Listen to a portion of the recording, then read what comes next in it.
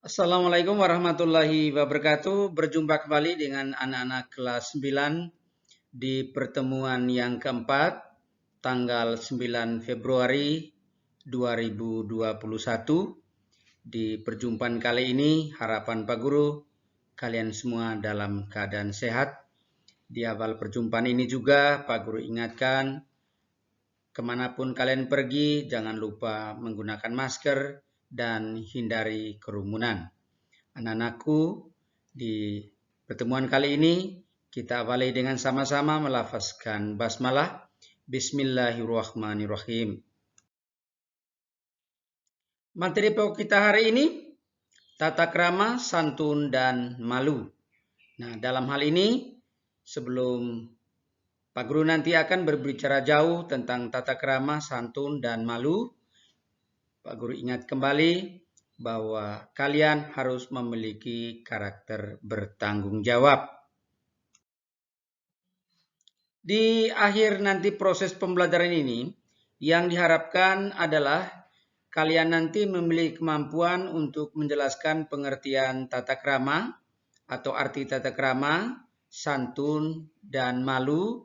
Tentu saja hal ini harus dikaitkan dengan etika Islam. Pak Guru ingatkan kembali, di awal tadi Pak Guru sudah sampaikan bahwa kalian mengikuti proses pembelajaran ini juga harus dengan penuh rasa bertanggung jawab. Apapun kegiatan kalian di rumah saat ini harus dilakukan dengan penuh tanggung jawab. Untuk pembahasan materi kita mulai dengan tata krama. Tata krama itu sama artinya dengan etika. Kalau tata krama mencangkup beberapa hal seperti tata krama dalam perkataan, lisan maupun tulisan, bersikap, dan berpakaian. Nah, tata krama terdiri dari dua suku kata. Ada tata, artinya adat, kalau aturan atau norma, sedangkan krama artinya sopan santun, kelakuan, tindakan, atau perbuatan. Dari kesimpulannya, kalau tata krama adalah adat sopan santun atau kebiasaan sopan santun. Dan makna ini anak-anakku sekalian, ini adalah makna sosial dari kata tata krama. Nah, di dalam Islam pun juga sama. Contoh tata krama dalam komunikasi, yang pertama bahasa yang baik dan sopan. Bahasa yang baik dan sopan ini kalian sudah melakukan itu sesungguhnya. Artinya nanti dengan tidak menyinggung perasaan orang lain. Yang kedua, penggunaan bahasa kepada tingkatan usia. Lawan bicara kita siapa? Apakah usianya lebih dari kita, sesama usia kita, atau di bawah usia kita? Gunakan bahasa dengan tingkat usia lawan bicara kita. Yang ketiga, jangan memposisikan diri lebih tinggi. Artinya di sini kita punya bahasa harus merendah, tidak usah menampilkan kata-kata yang nanti unsur kepada kesombongan atau ria. Yang berikutnya, mengarahkan pandangan ke lawan bicara. Yang kelima, tidak memotong pembicaraan lawan. Jadi ketika teman kita sedang berbicara, jangan melawannya, jangan mengkatnya. Begitu juga pun harapannya sebaliknya, ketika sedang kita bicara, dari teman kita juga tidak melawan atau memotong pembicaraan kita. Dan juga banyak hal-hal lain dalam tata krama dalam berkomunikasi. Tata krama di media sosial, dari anak-anakku sekalian, kita ini sudah menggunakan media sosial, tentu saja memiliki tata krama di dunia maya ini. Kalau kita mengikuti alur-alur yang baik, mengikuti orang-orang yang profesional, baik dalam penggunaan media maupun kata-kata yang kita gunakan dalam berinteraksi di dalam media sosial itu, maka aktivitas kita akan menjadi lebih nyaman karena adanya saling menghargai di antara pengguna jejaring sosial. Jadi pesannya di sini, media sosial ini memang sangat bermanfaat untuk kita, tapi juga bisa merugikan kita sendiri.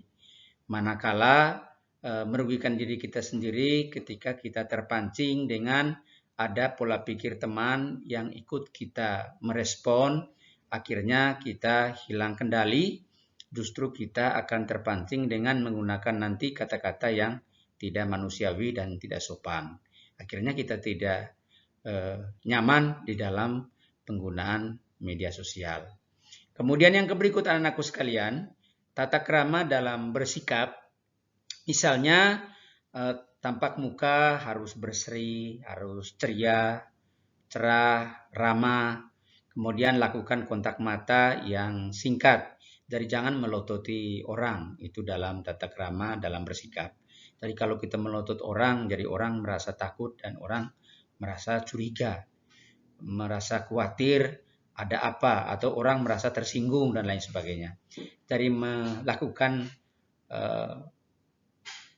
penglihatan kepada lawan bicara kita dengan tatap yang sebentar, kemudian kita berpaling. Itu artinya kontak mata yang singkat. Kemudian tata krama dalam berpakaian, kalau di dalam Islam itu kalimatnya singkat, yaitu menutup aurat. Menutup aurat tentu saja bicara aurat, anak-anakku semuanya sudah paham itu. Namun idealnya menutup aurat itu yang sesungguhnya, misalnya dari kepala sampai badan menyeluruh, sampai kaki dan seterusnya, itu pada saat kita sholat itu harus total secara sempurna. Tapi dalam pergaulan kita sehari-hari, berinteraksi kita dengan masyarakat luar, harapan Pak Guru seperti yang sering Pak Guru sampaikan, lebih banyak menggunakan itu menutup hati kita, menutup nafsu kita, tidak perlu kita tampil secara munafik. Artinya, maaf saja, di luarnya kita berpakaian yang serba lengkap, menutup dari atas sampai bawah, tapi perilaku kita tidak bermoral. Dari harapan Pak Guru, sekali lagi, dalam saat kita beribadah, dalam saat kita sholat, menutup aurat secara penuh, total dari atas kepala sampai kaki. Nah, dalam pergaulan sehari-hari, tentu saja kita bisa menyesuaikan diri. Nah, paling penting adalah baju, rok, celana yang sopan, yang tidak menimbulkan rasa penasaran atau penafsiran dari teman kita pada saat kita berinteraksi.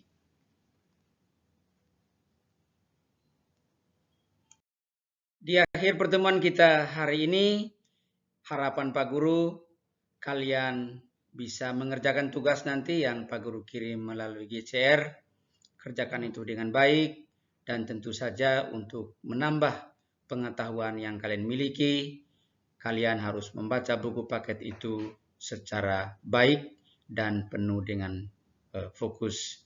Dan anak-anakku, ingat waktu kalian tinggal sebentar belajar di sekolah ini, maka cara untuk menambah ilmu pengetahuan adalah juga membaca buku. Dan buku yang disediakan oleh sekolah untuk kalian, jangan sampai itu disia-siakan. Kita akhiri pertemuan kita kali ini dengan sama-sama kita melafazkan hamdalah, alhamdulillahirabbil alamin.